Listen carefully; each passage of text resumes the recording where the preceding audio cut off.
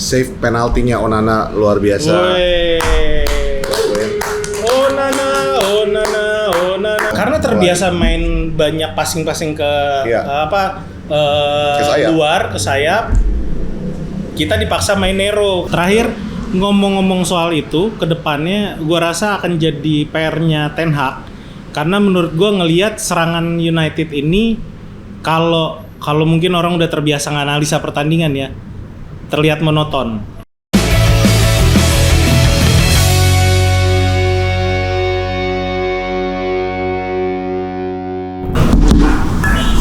Bukan mau sombong ya Gen, ini Manchester United. Senggol dong. Kembali lagi di Pora Salang bersama saya Patrick dan dia Tat. Siapa? Nggak tahu. Apa? Ray udah, Ramos udah. Ramot udah. Sekarang apa? Remote. Dengan remote Paraeng. 3 poin bos. Sorry bos. Ini bukan klub sembarang klub bos. Yoi. Kumpulin semua klub Liga Inggris lawan Udah MU bawa sekarang. sini ya, iyalah. Menang 1 songong. Kan emang gitu kan penyakitnya MU kan, fans MU. Tuh kalau udah menang udah pasti keluar Keluar semua, udah keluar semua. Lumayan lah 1 minggu. Ditambahin nanti kita di pertengahan midweek kita ketemu Barnsley doang. Itu ya bekas pemain kita bukan? Hah? Bekas pemain kita bukan? Siapa? Yeah. Barkley. Phil Barkley. Masuk deh kan. Apa nih Pet yang bisa direview dari Soton? Dari Soton, sebelum kalian yang memancing, gue yang ngomong duluan. Save penaltinya Onana luar biasa. Onana. Gak gitu Chen-nya. Gimana dong? Gak gitu Chen. Ya. Onana. Bukan gitu juga. Tapi save penaltinya Andre Onana ya, oke. Sebenarnya kalau misalnya itu jadi gol mungkin akan merubah permainan secara keseluruhan ya. Karena kita seringkali kalau kebobolan duluan sama tim semenjana, tim papan bawah mainnya jadi berantakan. Ya beruntunglah mental pemain kita itu baru mentalita coy. Ya Let's go fucking mental. Nah itu artinya. Itu Onana melakukan save yang luar biasa di penalti itu, dan sebelumnya juga dia melakukan save yang bagus juga ya sebelum kejadian penalti itu. Justru yang kita kritik pada pertandingan lawan Soton itu adalah posisi Diogo Dalot. Ini benar-benar menurut gua ini kenapa kita harus punya kembali left back yang murni. Dalot itu jelas lah kan dia bukan pemain di dia bukan sisi murni kiri. di sisi kiri kan, dan dia itu terlihat. Portugal juga di kanan terus. Yang penalti itu sebenarnya dia itu udah duluan balik dan dia udah nutup covering area dulu. Dia dulu dari Porto kan ya? Siapa? Diogo Dalot. Oh Dalot dari Porto. Ya, oh iya Porto ya. Enggak, Ya, maksudnya gini loh, maksud gue Dalot itu kan kemarin ketika yang penalti itu kena dia kehilangan bola dan kena counter attack. Itu sebenarnya Dalot itu udah mundur dulu dan dia udah mengcover area. Cuman kalau lu perhatiin instingnya sebagai left back itu belum ada, emang nggak ada kalau menurut gua. Dan emang terbukti beberapa kali dia sempat kita kecolongan yang dia nggak ngejar, dipikir Martinez akan ngambil, ternyata semuanya diem. Jadi telat. Untung pemain mudanya Soton Bibling, untungnya passingnya nggak begitu bagus. Tapi gue setuju Martinez gak ikut nutupin untuk dia. Kalau nggak ya kejadian kayak kemarin emang harus lagi. Tugasnya dia. Emang tugas dia. Makanya itu menurut gue itu yang kita marah-marah loh. Kok nggak diambil kayak gitu? Dia malah berhenti. Iya, dan sampai babak pertama itu Dalot tuh masih kayak goyang menurut gue. Di babak kedua baru dia kelihatan lebih stabil dan akhirnya 2 assist dari Dalot juga. Ya. Jadi kita nggak bisa terlalu komplain juga. Assist dari dia bukan assist dari dia.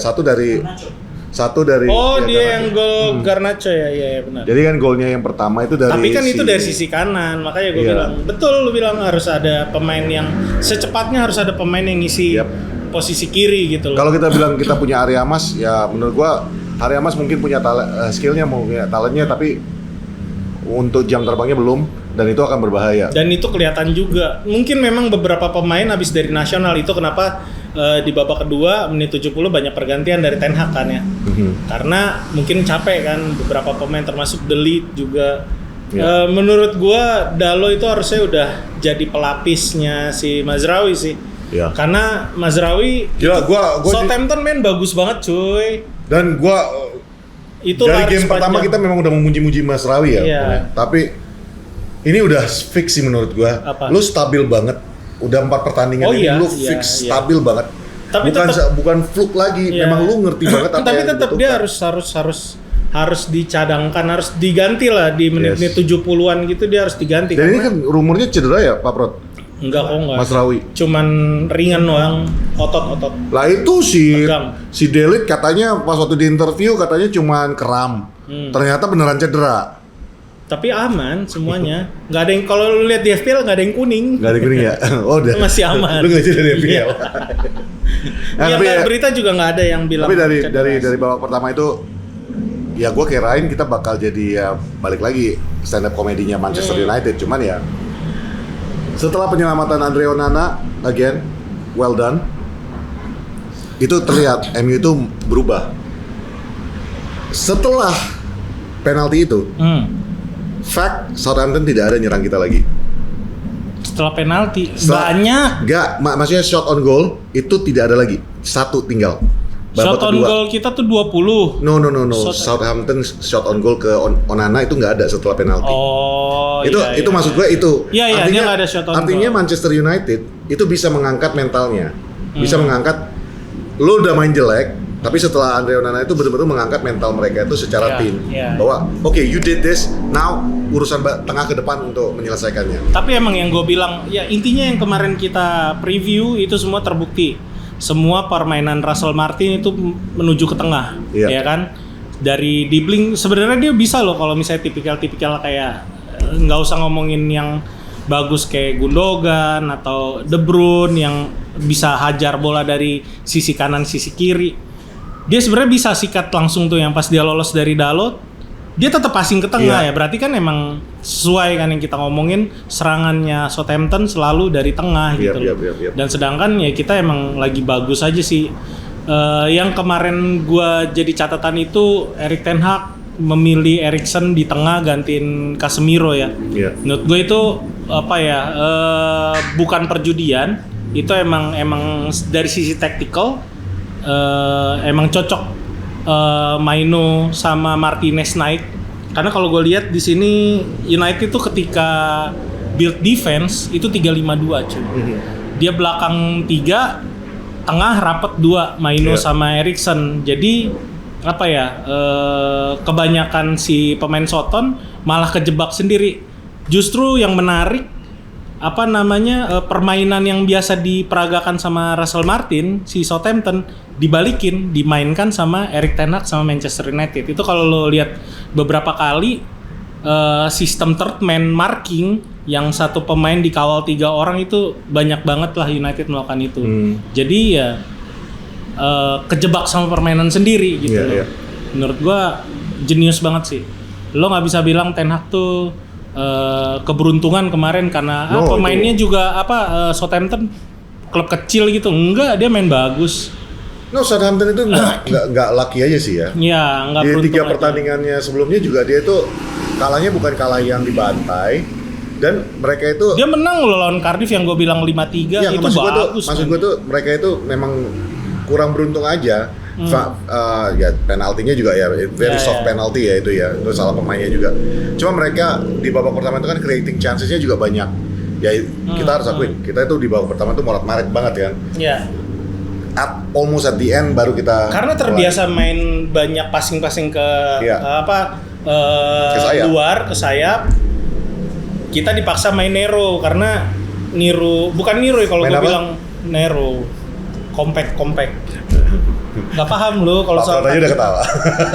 Itu udah deket itu soalnya. Iya. Permainan itu menurut gua apa yang diperagakan Russell Martin itu diperagakan sama MU, jadi Southampton kejebak sama permainan sendiri. Menurut gua itu luar biasa sih. Yang catatan gua tuh satu-satunya dosa besar United itu di menit 29. Lo kalau mau nonton pertandingannya replay lo lihat menit 29 itu sempet itu bahaya kalau klub yang modelan kayak City, Tottenham Hotspur Jangan Tottenham Hotspur deh. Kita lihat yang kencang kayak Newcastle gitu. Atau calon minggu depan Crystal Palace itu bakal kena kita. Bisa jadi karena di situ ada 7 pemain yang kepancing ke sisi kanan. Ada Zirkzee, Bruno Fernandes, Rashi, Maino, Ahmad, Eriksen, Mazrui. Ngumpul semua di kanan, Sugawara bebas di kiri. Yes. Di sisi kanan, Sugawara bebas di sisi kiri lapangan, yang artinya dia dari sisi kanan serangannya si Southampton ya. Itu hampir kebobolan juga kalau tacklingnya si siapa namanya Martinez nggak berhasil. Oh sorry, dia sempat umpan yang digagalin sama Delite itu. Iya. Itu bahaya banget. Dan itu kejadian beberapa kali, ada 2 kali momen kayak gitu. Dan yang paling jelas banget kalau lo lihat di menit 29 itu semua pemain ada 7 orang ketarik ke sisi kanan. Jadi sisi kiri serangnya United itu kosong, nggak ada orang sama sekali. Ya itu ada Sugawara di situ. Itu, kan itu bahaya banget sih. Penyakitnya MU di 3 pertandingan ini. Iya. Makanya gue bilang butuh ada orang kayak Ugarte yang bisa ngelihat keseluruhan permainan di tengah. Jadi dia bisa narik ke tengah lah. Maksudnya kalau lu memang 6 orang mau main ngejar mau marking permainan lawan, ya ada 1 orang disisain di tengah yang standby buat. Karena lu nyebut Ugarte tadi. Ugarte itu masuk cuma sebagai cameo. Ya, memperkenalkan dia dan juga bagus loh, 20 menit kan. Itu denger dulu. Oh iya. Maksudnya dia main sebagai cameo, tapi untuk ukuran cameo, dia 7 highlight loh, Pak. Dalam waktu hanya main berapa? 5-10 menit. Dia nge-build up serangan dari tengah. Yang Garnacho itu ya dari siapa? Iya kan. Ugarte yang gagalin serangan, ya, Ugarte keeping ball, Ugarte passing ke Garnacho. Casemiro lanjut ke Garnacho ke Garnacho ke Dalot jadi gol. Bukan yang kena kartu merah lawan, itu kan Ugarte tackle, dia passing dia through pass ke Garnacho di tackle. Cuman maksud gue tuh literally nih orang benar-benar bisa yang namanya mungkin ini yang dibutuhkan sama Ten Hag selama ini. Someone who can control the midfield, betul-betul bisa ngontrol dan bisa baca pergerakan untuk menyambungkan bola ke depan gitu loh. Dan for a cameo untuk 7 highlight, itu 7 yang di highlight ya berarti. Lu bayangin dalam kurun waktu 10 menit itu lu benar-benar efektif banget pekerjaan lu di dalam. Dan menurut gua kalau dia bisa konsisten dengan ini dan tidak terpancing emosinya, karena kalau kita lihat masa lalu dia, track recordnya dia, kalau udah terpancing emosinya, yang penting gue matain kaki dulu. Itu yang gue takut. Tapi aman sih, maksudnya dia masih bisa ya, karena kan juga masih adaptasi ya. Gue nggak tahu nanti ketika dia udah ketemu tim-tim besar kayak Newcastle, Tottenham Hotspur, Chelsea mungkin ya, atau Liverpool lagi, bisa sih kepancing, ke-trigger lah itu. Chelsea besar ya? Ya untuk saat ini gue ngelihatnya banyak kalau berdasarkan omongan Sancho iya gimana, besar Bang? Dong pemainnya banyak. Iya. Kalau berdasarkan omongan Sancho gimana Bang? Kayaknya kita diremehin ya. Iya.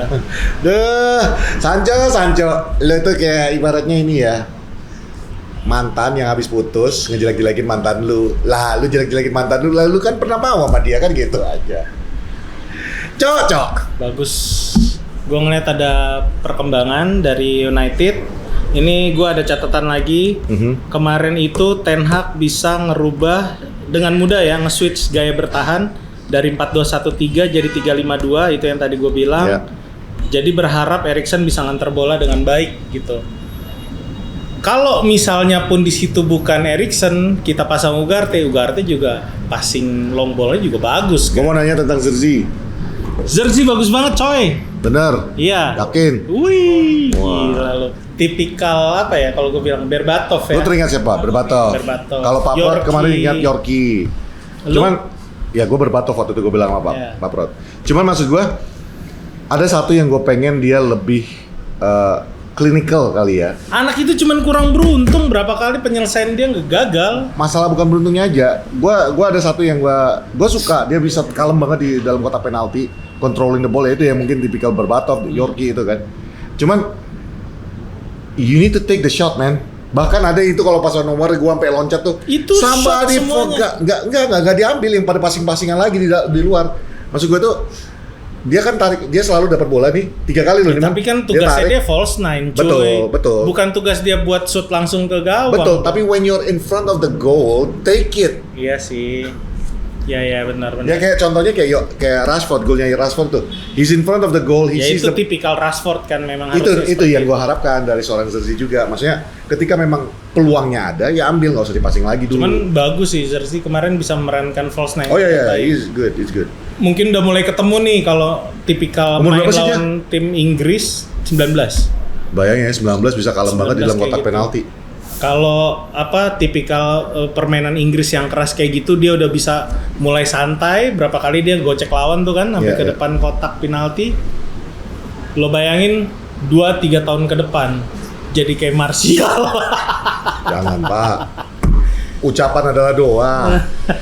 Enggak sih, bagus, dia cuma kurang beruntung aja lah. Ini jadinya bagus. 20 shot loh kita, 20 shot, 10 shot on goal. Nggak, maksud gue itu ini sesuatu yang kombinasi yang menarik menurut gue di dalam kotak penalti buat MU nanti ke depannya ya. Karena lu punya Zirkzee yang akan selalu bertahan dengan berdiri, nggak akan mau ditumbangin dengan gampang. Lu punya Rashford yang mau bermain di dalam kotak penalti walaupun kadang-kadang bikin kita kesel juga ya. Dan lu punya Garnacho yang ibaratnya kalau lu sentuh dikit aja pasti mau jatuh. Ini kan kombinasi ini akan membuat back bertahan lawan juga akan berpikir, gua mau frontal bertahannya, agresif, atau gua tunggu, gua back off, shadowing aja. Dan ketika lu punya 3 tipikal pemain yang berbeda cara mainnya dia, lu benar-benar bikin baik itu sampai dari back sampai ke kiper tuh berpikir, ini tinggal nunggu siapa di kaki siapa yang terakhir untuk melepas tendangan. Nah ini yang menurut gua bisa menjadi something bagus banget untuk MU di masa depannya. Tinggal ya itu balik lagi. Zirkzee menurut gue juga memang setuju dengan lo bahwa mungkin masih beradaptasi, tapi untuk beradaptasi juga lo udah tenang banget. Umur 19 tahun sangat tenang banget. Dia mulai dapat auranya lah. Dan gue senang lihat Ahmad. Kalau makin senang gue lihat Ahmad. Dia makin improve. Ini orang makin improve. Bukan nggak ada penurunan. Walaupun kemarin game yang terakhir kan dia diturunkan lah ya, maksudnya tidak dimanfaatkan sepenuhnya. Tapi itu tidak menjatuhkan mental dia, malah meningkatkan motivasi dia untuk dia. Kalau kemarin lo lihat dia berani nyerang dari sayap untuk menusuk ke dalam terus membuka ruang dan membuka peluang untuk Zirkzee dan siapa Bruno untuk masuk mengambil posisinya kan. Itu yang menurut gua one of the best part about Ahmad Dael. Ya, terakhir ngomong-ngomong soal itu, kedepannya gue rasa akan jadi PR-nya Ten Hag, karena menurut gue ngelihat serangan United ini kalau mungkin orang udah terbiasa nganalisa pertandingan ya, terlihat monoton. Kalau catatan gue ya, kita nyerang kebanyakan dengan 4 pemain, 1 false nine. Bruno sama Rashid tuh sering sejajar. Dan yang di kanan, entah nanti siapa yang dipasang, si Ahmad atau mungkin Garnacho, selalu mensejajarkan sama pemain paling belakang. Itu akan membentuk pola zigzag. Sebenarnya itu yang gue bilang tadi, kalau lo pakai bertahannya dengan compact tuh apa ya? Pemain rapat ke tengah lah. Pemain rapat ke tengah itu bahaya karena udah sering kali United melakukan itu. Mungkin akan jadi masalah kalau kita lawan tipikal pemain kayak City yang punya pemain sayap yang kencang, cepat. Sayap kencang sama bola kaki ke kakinya itu akurat gitu loh. Nah itu bahaya. Brighton juga kemarin kita bahkan Chelsea kita kecolongan kan karena Joao Pedro tuh kencang dan bahkan Chelsea dengan sekarang mereka tuh winger-wingernya juga ada ya. Salah satunya Sancho kan. Rashid juga udah mulai gampang ketebak sih sebenarnya. Kalau misalnya dia bisa improve dari tiap game ke game, ini dia udah mulai berani nih nembak dari luar kayak kemarin dia ngambil keputusan itu. Gua sih kemarin one good positive point selain 3 point yang kita dapatkan adalah Rashford sudah kembali bermain dengan senyuman. Dia sudah kembali lagi bisa terlihat lebih santai dengan tenang. Dan menurut gua, seorang striker ketika mental lu udah mulai sehat, goal will come. Anyway, 3 points in the bag. Sekarang posisi 7, posisi berapa sih? Posisi 10. Tapi kita sekarang udah mengumpulkan 6 poin dari 4 pertandingan. That's fine. Next game, kembali dulu kita istirahat dari Premier League. Kita masuk ke EFL Carabao yang kita menangkan 2 tahun lalu. Ya, lawan pertama kita di EFL musim ini adalah Barnsley FC. Tim yang terakhir kali bermain di Premier League di tahun 2014 yang lalu. Mereka degradasi di tahun 2014. Cuman kalau gue lihat dari tadi kan pas dibilang kita mau preview masalah Barnsley ya. Gila sih ini dia. 4 pertandingan ke belakang itu dia seri, menang, baru terakhir kemarin doang yang di tanggal 14 September dia kalah lawan tim semenjana sih memang Stevenage. Cuman kan ini kan derby juga ya buat mereka ya. Nah, berarti kan artinya ini bukan tim yang biasa-biasa aja di championship. Ya, di championship Division 1 ya. Division 1 dia. Division 1 untuk naik ke championship. Dia sekarang peringkat 7. EFL League One. Peringkat 7 klasemen. Jadi United juga nggak bisa main sembarangan, maksudnya main ngelepas atau nurunin pemain yang bukan dalam kondisi prima. Maksud gua mending nurunin the winning team aja sih. Mungkin yang bisa dicoba itu si Ugarte dari awal, atau kalau Højlund emang udah sehat ya coba nggak usah lagi pakai false nine. Mainin Højlund di depan. Gua ngerti kekhawatiran lo tentang mainkan karena ya the winning team menurut gua aja. Barnsley ini bukan tim sembarangan sih. I understood that. Cuman walaupun mainnya di Old Trafford. Maksud gua tuh kalau gua pribadi gua pengen jangan mainkan Maino. Gua mau Maino istirahat karena Maino kemarin tuh juga menurun. Boleh. Kualitasnya ya. Boleh. Maino jangan dimainkan lagi. Delete boleh istirahat. Lo boleh atau istirahat. Martinez lah istirahat. Ya Martinez lo istirahatkan. Maguire. Lo bisa mainkan Maguire. Lo boleh bisa lah. mainkan Evans. Ya.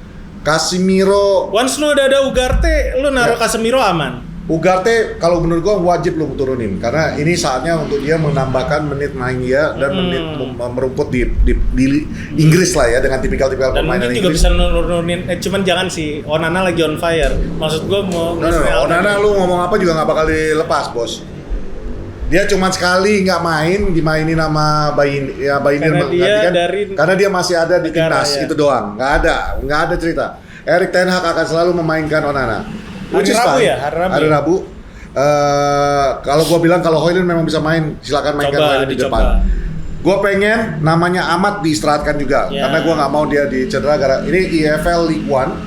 Mereka itu tipikalnya masih kick and rush-nya. Dan di kiri coba Harry Amas gitu kan. Anthony dong, dia kan baru tunangan. Iya, Anthony di kanan, Harry Amas di kiri. Ya boleh nyoba-nyobalah. Ya pokoknya this is your time lah untuk bisa rotasi. Tapi mainnya ya es kayak kemarin gitu loh. Jangan nyoba-nyoba taktik yang aneh-aneh itu sih. Alright. Jadi midweek ini kita akan menyaksikan Manchester United versus Barnsley EFL Cup di Old Trafford. Terima kasih 3 poinnya Manchester United, gitu terus lah kok tiap minggu ya. Biar nggak stres kan, biar keluar dari gua. Oke. Gua Patrick. Dia Beras Ramos. Ya. Kami para salam. Oh nana, oh nana, oh nana.